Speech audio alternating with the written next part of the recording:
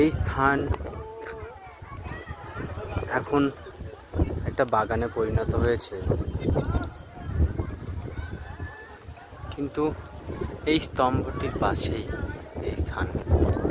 আগে একটা বড় কুয়ো ছিল, যেখানে অগ্নিকুণ্ড বানানো হয়েছিল। এই অগ্নিকুণ্ডেই জহর করেছিলেন মাতা পদ্মারানী, এবং লোককথা অনুযায়ী মাতা পদ্মারানীর সঙ্গেও নাকি, বা রানী পদ্মাবতীর সঙ্গেও আরও 16,000 নারী এখানে জহর করেছিলেন।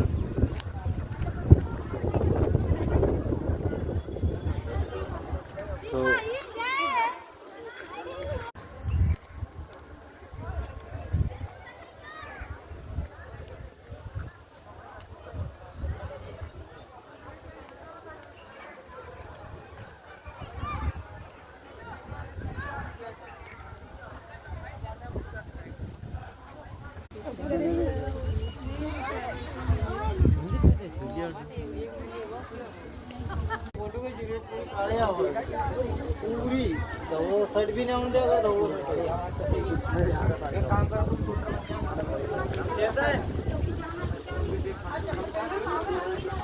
এই সেই জায়গা।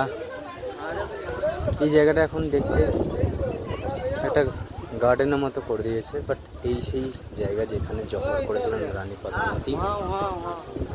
এবং এখন কালের নিয়ম অনুযায়ী সেসব জায়গা ধ্বংসাবশেষে পরিণত রয়েছে, এবং এই জায়গাটাতে এখন একটা গার্ডেন বানিয়ে রেখে দিয়েছে, একটা শত গাছ।